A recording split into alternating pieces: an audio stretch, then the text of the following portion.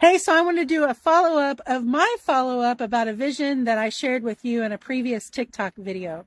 So if you watched that video, you know in my vision that there was someone who I saw getting ready to jump a fence.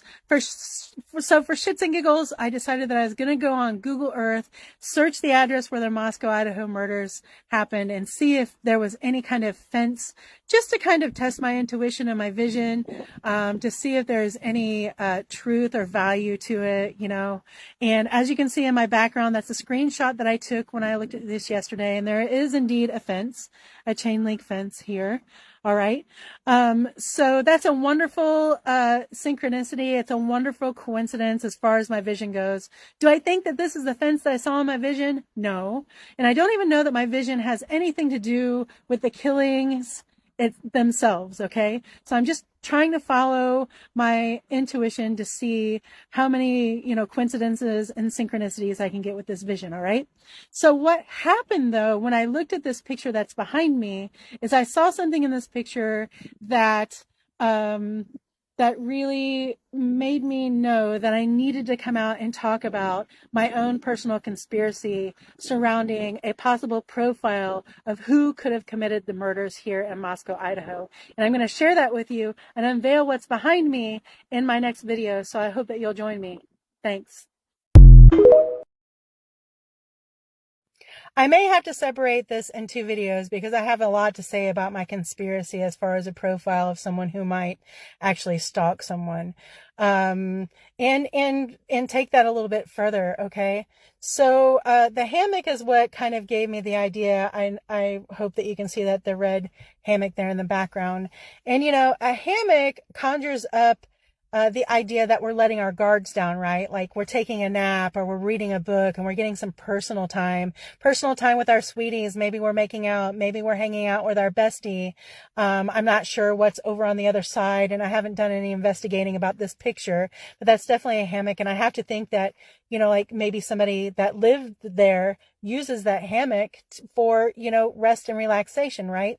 That hammock is a perfect place for a stalker to look in on you. Somebody could be up there at the very top of the hill just simply watching you sleep. And that gave me super creepy vibes because I have seen a lot of reports where Kaylee and Maddie were said to have been asleep when they were murdered. I don't know if that's true or not. I'm just telling you the things that I've heard and seen.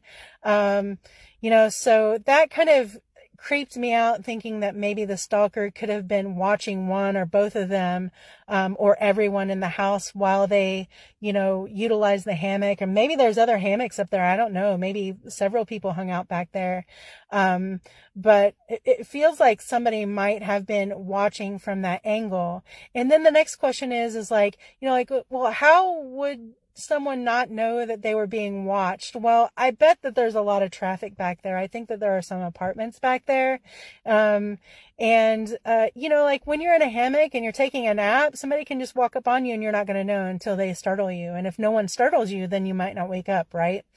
And then I have to really be honest about it. And I have to go back to this Twitch stream. And I want to say, before I get started on my rant about the Twitch stream, I want to say that consent is sexy. And I really hope that if anything comes out of all my crazy ramblings, that maybe people who are live streaming their patrons on Twitch might put up a sign that says, hey, you're being live streamed on Twitch. Because being live streamed on Twitch and just being surveilled for security purposes are two separate things in my book.